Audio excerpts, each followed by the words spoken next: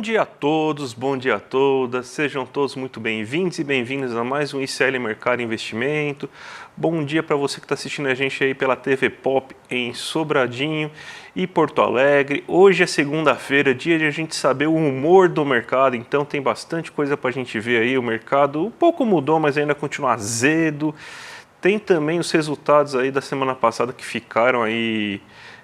que a gente não comentou e são importantes, como, por exemplo, a taxa de desemprego. Tem também o resultado fiscal consolidado ante 2024, em que o governo bateu a meta.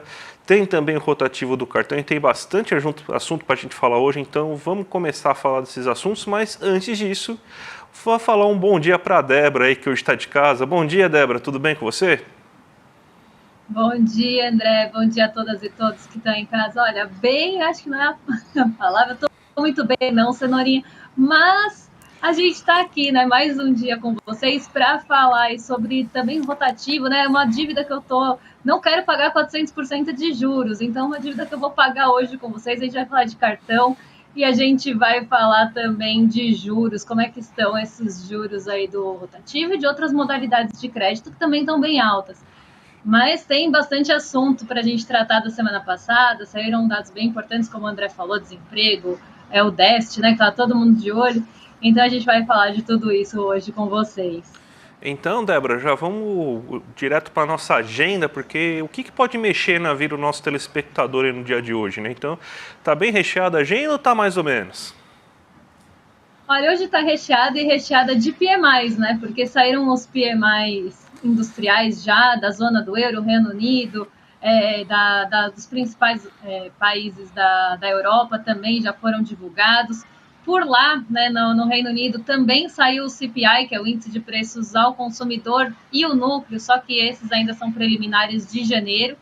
E aí, vindo para o Brasilzão, a gente tem o IPCS de janeiro, que é aquele IPC semanal, né, medição da FGV, o relatório Focus, esse conhecidíssimo nosso, toda semana a gente fala das expectativas de mercado, hoje não vai ser diferente, e saiu o PMI 10 horas da manhã aqui do Brasil, então o PMI industrial, que é aquele termômetro que mostra ali, quase uma bússola, um radar também, para a gente saber para onde está indo a atividade industrial. Esse a gente vai trazer para vocês amanhã, por conta do horário, não ia dar tempo aí de analisar os dados e os gráficos com calma.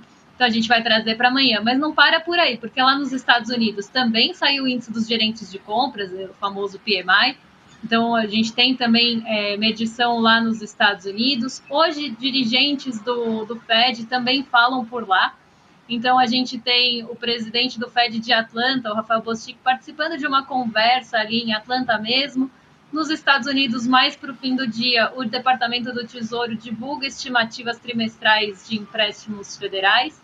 E a gente tem por lá o PMI, né, o Índice dos Gerentes de Compras da S&P Global, que é aquele que acaba divulgando de todos os países, e da ISM. Isso é bem legal porque são metodologias diferentes. Então a gente consegue ver por uma ótica e por outra, por onde está caminhando ali, ou para onde está caminhando a atividade dos setores nos Estados Unidos. Então na China isso também acontece, a gente tem duas medições diferentes, e a gente consegue ver pela metodologia aí ser diferente como é que estão essas atividades por duas entidades. Então, hoje eu destacaria aí o Focus aqui no Brasil e o PMI industrial, e lá nos Estados Unidos o PMI deve ficar na centralidade também. Vamos então começar, Débora, a falar aqui as notícias do Brasil. Semana passada, mais precisamente na sexta-feira, foi divulgado o resultado fiscal finalizado, né? A gente teve a do Banco Central também na semana passada, mas a gente tem o do Tesouro Nacional. O Tesouro Nacional falou que o Brasil fechou num déficit de 43 bilhões nesse ano. Na verdade, saiu quinta-feira de tarde, noite, né? A gente estava até discutindo o mapa da mina na hora que saiu o resultado, né? A gente até se impressionou como que o mercado errou e muito o resultado do déficit primário brasileiro, né?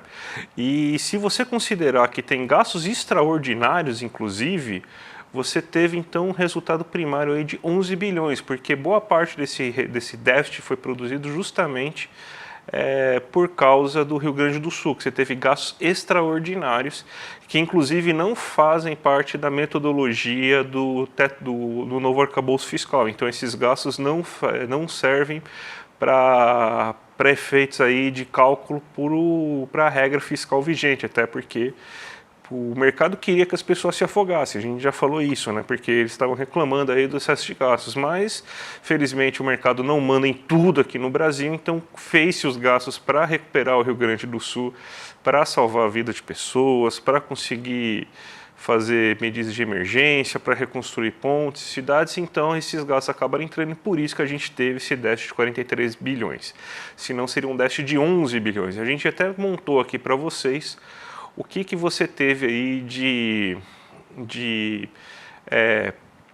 resultado fiscal nesse momento. A gente teve que, o mês de dezembro, a gente teve um superávit nas contas, ou seja, mostrando que teve esforço fiscal até o último momento, diferente do que fala alguns analistas de mercado que só querem criticar, diferente do mercado mesmo que está vendo aí, que está falando que o governo não está fazendo esforço fiscal. Aliás, mais uma vez, não é que eu concorde com isso. Para mim, o governo não deveria estar fazendo esse esforço fiscal todo aí. Para mim, essa questão fiscal aí, você poderia colocar à parte. Mas já que o mercado é tão fiscalista e gosta tanto disso, né? Então vamos ser justos em falar que o governo sim está fazendo a tal da lição de casa que tanto é cobrado aí dele, né? Então você vê aí que teve 291 bilhões de receitas, 55 dessas receitas serviram como transferência aí para estados e municípios, o que entra também no resultado da despesa, então você teve de despesa 212 bilhões, resultando aí num superávit de 140 bilhões nesse mês de dezembro. Se a gente for pegar no ano, você teve 2,67 bilhões de receitas, né, 2,68 bilhões, transferências de 517 bilhões, 2,68 trilhões, na verdade, perdão, gente, 517 trilhões, bilhões de transferência, de despesa 2,2 trilhões, resultando aí num resultado de 43 bilhões negativos. O mais interessante é a gente olhar a questão aí de como que você teve de variação anual de um ano para outro. Subiu em 9% nas nossas receitas, as transferências de rendas para estados e municípios subiram em quase 10%, em 9,7%. A gente teve uma queda de 0,7% das despesas durante esse ano, e aí já contando com o Rio Grande do Sul, inclusive. E se a gente vê, a gente teve um resultado, se comparado a 2023, 81,7% menor de déficit do que a gente teve no último ano. Então, falar que a gente não tem problemas fiscais, falar que a gente não fez receita de casa, o dever de casa, falar que o governo não se esforçou, é uma grande falácia, porque olha quanto ele conseguiu reduzir de despesa. Mesmo com o aumento de receita, ele conseguiu ainda reduzir sua despesa em 0,7%. É muita coisa isso. Então, Débora, você vê aí, parece que cada vez mais, né, fica feio para o mercado que ele está chorando muito à toa, né? Olha o esforço fiscal, olha o quanto que a gente conseguiu aí de queda de despesa, quanto que a gente conseguiu melhorar de resultado. E só lembrando mais uma vez, né, que eu concordo, é que o mercado exige isso. Então, o que você tem para comentar sobre esse assunto? O mercado ele é super fiscalista, né? A gente não pode esquecer que esse foi o grande foco do final do ano passado, até por conta dos ajustes, né? Do pacote de ajustes fiscais que estava sendo muito cobrado e que estava ali na centralidade do discurso e do debate no fim do ano passado. Foi o que derrubou a nossa bolsa, foi o que fez o dólar subir bastante, toda essa desconfiança fiscal. E assim, a gente não pode deixar de lembrar que o mercado errou de novo, né? O mercado estava projetando um déficit muito maior do que na mediana. E assim, quando a gente olha a máxima, gente, a máxima das projeções ali do mercado era quase 20 bi a mais, né? Quando a gente olha a mediana, errou por um pouco menos, errou ali por 3 bilhões num arredondamento. Mas quando a gente olha as máximas ali, as pessoas estavam bem distantes da realidade. Então, os agentes do mercado, suas projeções. Então, aqui a gente vê, né, como essa cobrança, muitas vezes, ela tem 2 pesos e 2 medidas mesmo. É o que a gente sempre fala aqui, né? Quando a gente olha a cobrança do mercado para certos governos e para outros, a gente vê que tem uma cobrança muito maior por essa tal lição de casa, por essa prova que você vai conseguir controlar as contas públicas, essa prova que você está alinhado aos interesses. Inclusive, depois que saiu esse resultado, a nossa bolsa deu uma boa esticada, deu uma boa recuperada, e não só isso, né? O mercado voltou a falar, eu acho que o governo entendeu o recado, acho que agora o governo está mais alinhado, está mudando a rota, mudando o direcionamento do discurso. E quando a gente olha isso, né, no fim das contas, o que o mercado está querendo dizer o governo está virando a rota para a gente, né? Está virando a rota para o mercado financeiro. E agora eles estão mais aliviados. Mas precisou, né, entregar aí esse déficit abaixo do projetado pelo mercado. Inclusive, se a gente tirar o Rio Grande do Sul, isso fica muito menor, porque isso não entra ali no arcabouço, então fica muito menor. E aí sim, agora o mercado está dando talvez um voto de confiança, e olhe lá, vai dar o voto de confiança se continuar com o discurso alinhado. Então a gente vê como essa cobrança é desproporcional nesses momentos. Outro assunto que também ficou da semana passada, Débora, foi a questão do cartão de crédito, né? E os juros do rotativo do cartão de crédito, não é surpresa nenhuma, né? Ficou acima de 400% no ano, né? Então 450,5% no ano aí, o rotativo do cartão de crédito nesse ano de 2024. Você preparou, inclusive, algumas artes aí para explicar para a gente toda essa situação, né? A tia Leila continua sendo a que mais cobra o rotativo alto, Débora? Olha, ela está sempre lá nas posições primeiras ali de juros altos, né? Normalmente essas financeiras elas estão sempre nessas primeiras posições, mas quando a gente olha os dados aí do rotativo, e não só do rotativo, de outras modalidades também, a gente consegue entender por que é que as nossas taxas de juros são altas e por que é que o brasileiro é inadimplente, né? Eu sempre gosto de ir na contramão, porque todo mundo fala, a taxa de juros é alta porque o brasileiro é inadimplente. Eu vou na contramão disso e sempre irei, tá? O brasileiro é inadimplente porque as taxas de juros são altas. Quando a gente pega o maior nível de inadimplência do brasileiro é no próprio rotativo do cartão, porque a dívida fica impagável, né? Se você rotaciona ali o cartão um mês, então você pega ali, você não pode ficar rotacionando o cartão todo mês. Então, como funciona esse rotativo? No primeiro mês você joga ali para o mês seguinte, então você faz o rotativo, paga o mínimo ou paga menos do que a totalidade da fatura e roda o resto para a próxima fatura. Só que você não pode ficar fazendo isso todo mês. Antes até podia, agora não pode mais. Então, o que acontece? O brasileiro paga ali uma parte do seu cartão, ou o mínimo do cartão, o resto ele joga para o mês seguinte. E o que ele joga ali para o mês seguinte entra nesse rotativo do cartão, que é essa taxa anualizada de 450,5 na média, tá, gente? Então a gente tem agentes financeiros e financeiras e bancos que cobram mais de 450 e tem os que cobram menos também. Mas na média, 450 e por cento e meio, né? 400,5% no ano. Só que você só pode ficar um mês. Então a gente faz a taxa equivalente disso e essa é a taxa cobrada. Aqui estão todas anualizadas para a gente poder comparar as outras taxas que são anualizadas também. Então você joga no mês seguinte. E aí depois, se você não conseguir pagar de novo, você não pode rodar ou jogar no rotativo de novo. O que acontece? Você entra no crédito parcelado, por exemplo. Então você começa a parcelar seu cartão. E aí, pasmem, na média, a alternativa para isso é 177% de juros ao ano. Não é uma taxa baixa também. Isso vai deixando a dívida impagável, isso vai criando uma bola de neve.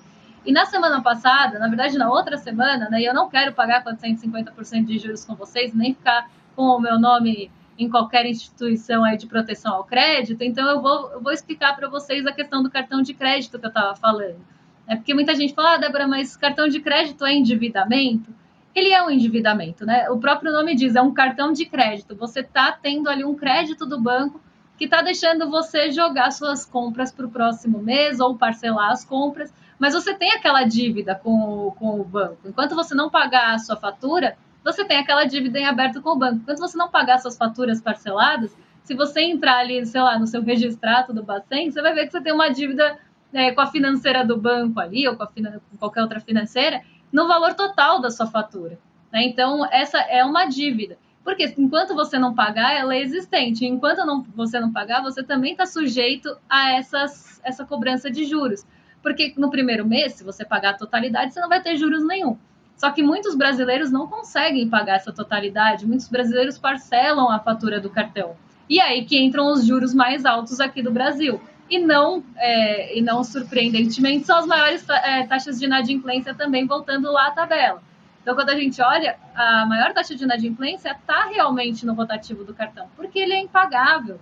não tem como, né? 450% de juros no ano não é uma dívida pagável, ela se torna ali uma bola de neve que realmente não dá para negociar, né? Não dá para pagar. Então, a gente tem essas taxas de juros altas que causam essa inadimplência e não o contrário.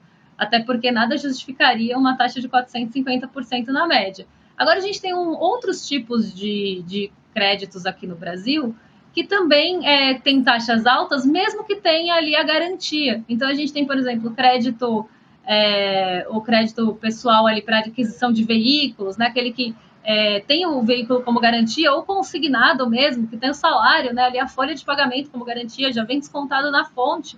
Ainda assim, as taxas são altas, né? A gente está falando aí de taxa de acima de 20% no ano, mesmo com a garantia, mesmo ali tendo o bem garantindo, ou o salário garantindo aquele empréstimo. Experimenta não pagar o veículo para ver o que acontece. Né? O banco toma de você. Eu sempre brinco que é o banco que toma as coisas da pessoa se você não paga. E não qualquer outro regime que as pessoas agem. Então, experimenta não pagar o crédito de aquisição de veículo para ver se seu veículo não entra em busca e apreensão. Então, aqui a gente vê que também são taxas altas, ainda tendo bem como garantia. Porque se você não pagar, o banco toma de você e vende em leilão.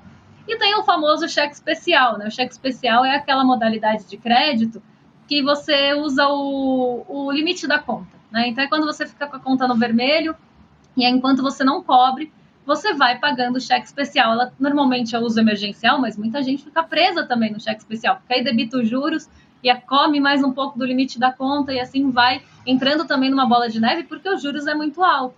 E também não à toa que é a maior inadimplência. As menores inadimplências são naqueles empréstimos que têm a garantia, porque justamente você vai ser tomada aquela garantia se você não pagar. Agora, de resto, a inadimplência está alta porque as taxas são muito altas aqui no Brasil. É 136% ao ano, é 103% ao ano na média no crédito pessoal sem garantia, é 27, 23% quando se tem garantia, e aí no cartão de crédito a coisa explode, né? Porque é aí que normalmente as pessoas se enrolam e é aí que o banco também usa para pegar aí, né, a renda do brasileiro indo para pagar juros, para pagar dívidas impagáveis de cartão de crédito e outras modalidades. E tem também, Débora, o de endividamento pelas famílias, né? Você também preparou para a gente aqui, né? Ó, ela teve um belo aumento aí nesses últimos meses, né? Você podia explicar para a gente por quê? Justamente a gente divide o endividamento e o comprometimento da renda dois tipos, né? Na verdade, quem divide não sou eu, é o Banco Central. É o total, tá? Então, total de dívidas que você tem, que o brasileiro tem, quanto daquela renda da família está comprometida com dívida. Então, 48% da renda do brasileiro é comprometida com dívida. E aí o cartão de crédito entra nisso, tá, gente? Então, mesmo que em dia o cartão de crédito, como eu expliquei, é um endividamento. Então, se você tem ali, né, boa parte da sua renda pagando cartão, também é um tipo de endividamento. Só que a gente tem que lembrar que a gente tem também o financiamento imobiliário, que normalmente é a parcela mais cara que se tem, né? Porque você está comprando imóvel, normalmente é a parcela mais alta. Então, a gente tem as duas métricas. O quanto da renda das famílias vai para o endividamento total, então que é 48%, e o quanto vai da renda do brasileiro se a gente não considerar o financiamento imobiliário, que normalmente é a maior parte do endividamento, pelo menos no mês. Se a gente pegar uma renda, provavelmente mais vai para o financiamento imobiliário, porque é um bem caro, é um bem que usa boa parte da renda. Então, 30% da renda das famílias vai para endividamento, ou está comprometida com endividamento. Isso é um dado preocupante, é 1/3 da renda das famílias indo, sim, para pagar a dívida, né? Seja dívida principal ou juros. Então, a gente vê como é que essa renda, né, é uma renda que não está circulando ali de certa forma, tá? Porque dependendo do que você comprou. Mas ela está indo boa parte em juros para banco também, principalmente se a gente estiver falando de taxas de juros altíssimas, como é aqui o caso do país. Então, mas vamos falar de coisa boa agora, porque também teve o desemprego sendo divulgado na última semana, na última sexta-feira, né? E a gente chegou na menor média anual que tem desde o começo da série histórica, que começa em 2012, né, na PNAD. A gente chegou em 6,6 na média anual e o trimestre encerrado em dezembro fechou em 6,2%, né? Uma leve alta se a gente pegar o trimestre encerrado em novembro, que fechou em 6,1%. A gente montou alguns gráficos aqui para vocês para explicar o que está acontecendo com a economia brasileira. Primeiro a gente tem aqui o gráfico para mostrar como que a inflação não, o desemprego evoluiu, né? Não, esse aqui é o gráfico que mostra aí como que você teve aí a formação de empregos por tipo de ocupação, né? A gente vê que nesse mês de dezembro aconteceu um fenômeno que costuma acontecer em janeiro, que é o fim das vagas temporárias. Não sei por que ainda que você teve essa antecipação de queda de vagas temporárias, mas a gente vê que principalmente no setor privado você teve uma queda bem forte aí de empregados do setor privado sem carteira assinada, 195 mil postos de trabalho sendo fechados nessa categoria, né? O que ajuda bastante os 85 mil, por exemplo, que você teve de fechamento. Você tem no setor público também queda nas três categorias, 17 mil postos com carteira assinada, 57 sem carteira assinada e 23 mil de estatutários. Você teve aí um aumento também na conta própria, que foi de 72 mil com CNPJ e 92 sem CNPJ, e uma formação forte de emprego no setor privado com carteira assinada, de 98 mil. Por isso, essa leve queda de 85 mil postos de trabalho a menos do que a gente tinha no mês anterior, é que a gente teve esse aumento de 6,1% no desemprego para 6,2%. Então, a gente vê que antecipou-se o final das vagas temporárias que a gente costuma ver em janeiro. A gente fica bem claro, e principalmente quando a gente olha para o pessoal sem carteira assinada, que é geralmente esse tipo de vaga que é formada, né? A gente também teve o rendimento, que subiu mais um ano aí nesse momento. Então, o rendimento, vocês podem colocar o gráfico aí para mim? Aí, boa. O rendimento agora está em 3.315. Você imagina que no começo do ano estava em 3.178, então uma alta de mais de R$200 no rendimento médio do brasileiro.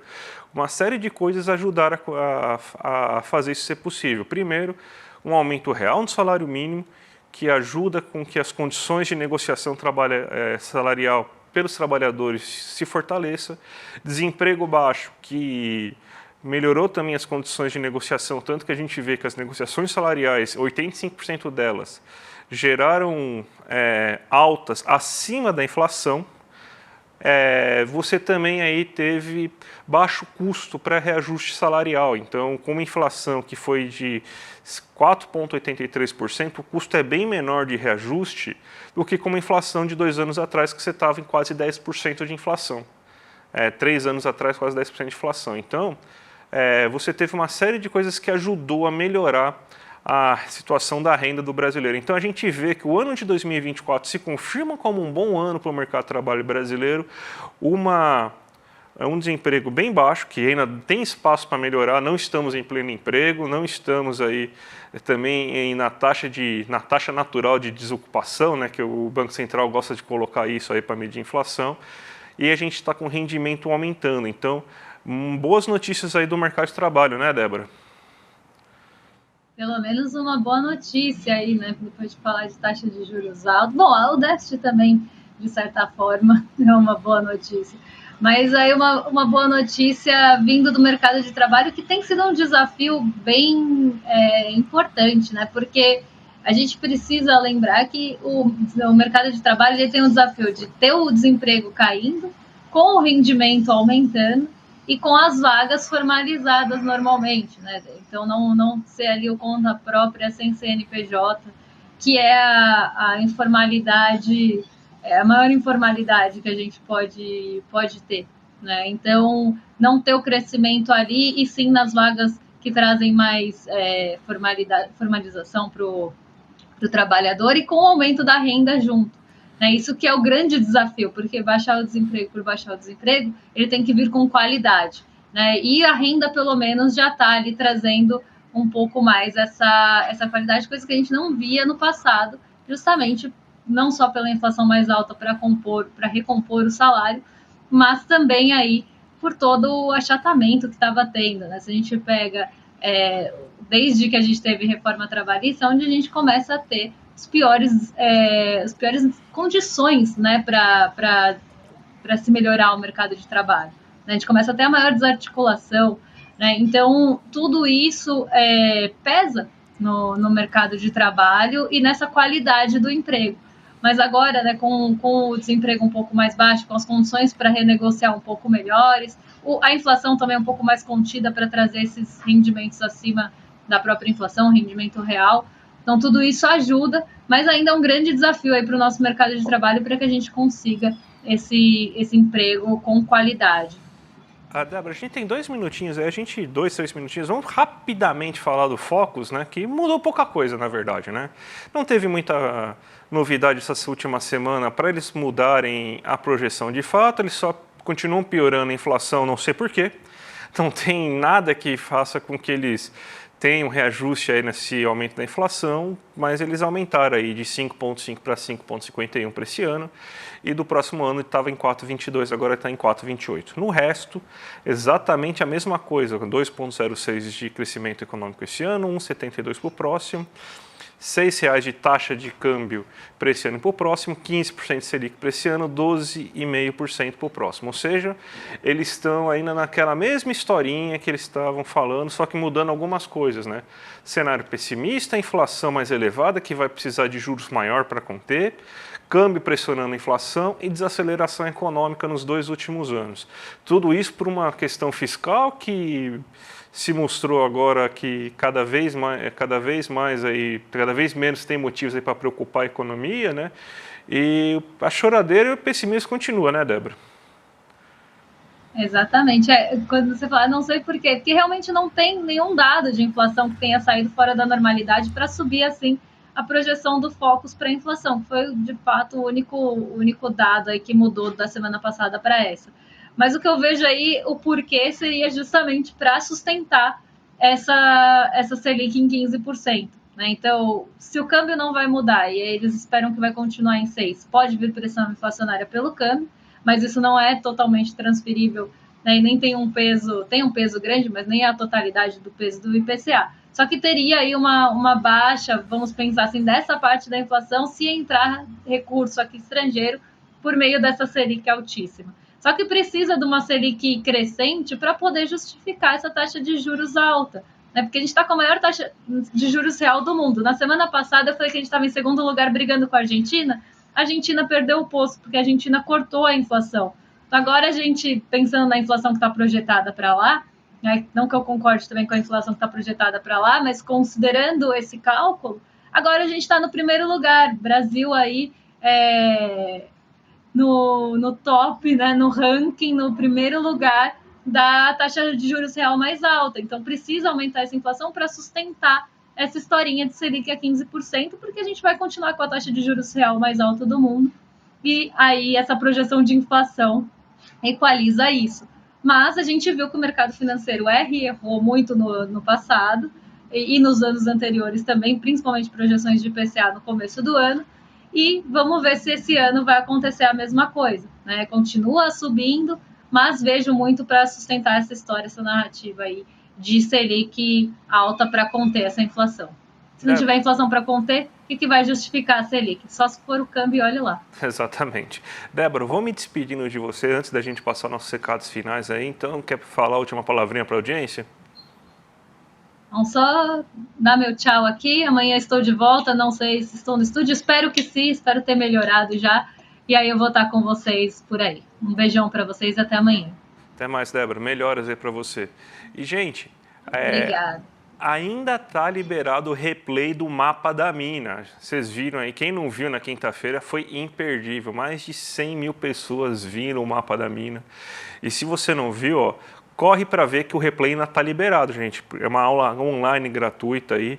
Clica aqui no link que está aqui embaixo aí, iclmercado.com.br, para acessar o replay, para você aprender como que proteger seus investimentos, seu dinheiro aí nesse ano de 2025 que está tão complicado. Ó.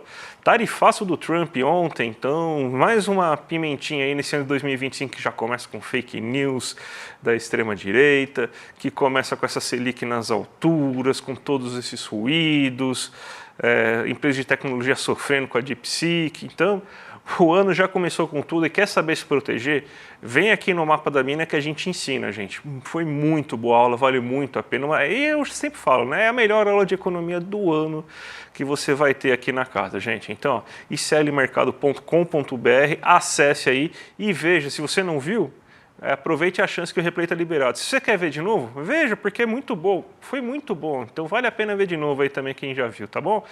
E agora eu vou entregar para os nossos vizinhos do Rolê ICL, o William De Luca e o Guga Noblar. E eu volto amanhã, esperamos com a Débora aqui no estúdio aí, às 11 horas da manhã, para falar tudo o que está acontecendo na economia, tá certo, gente? Um abraço e até a próxima. Uau, que evento foi o Mapa da Mina 2025. Dezenas de milhares de pessoas, eu sempre penso, né? É o equivalente a vários estádios de futebol completamente lotados, aprendendo de uma maneira super simples, super fácil o que está acontecendo nos mercados, o que está acontecendo na economia do Brasil e do mundo, e aprendendo também como elas podem navegar, seja com seus investimentos ou com seus negócios nesses momentos de incerteza, nesses momentos de turbulência. Foi maravilhoso e os comentários não param de chegar. Era um evento que não teria replay, mas muita gente está pedindo para assistir de novo, para fazer mais anotações, né? Porque tem muitas informações, muitos gráficos, muitas tabelas que elas queriam ter anotado e também para chamar amigos e amigas para assistir. Se você quer aproveitar essa chance, a gente liberou o replay do Mapa da Mina por um período bem curto, mas dá para assistir ainda. E no final, as condições super especiais que a gente ofereceu para as pessoas para fazerem parte do nosso grupo, que é acompanhado diariamente nessa questão de finanças e investimentos, a gente vai permitir que você que assiste o replay tenha acesso às mesmas condições também. Se você quiser, é claro. Assiste o replay e tenha uma caminhada muito mais segura nesse mundo das finanças e dos investimentos. Boa aula!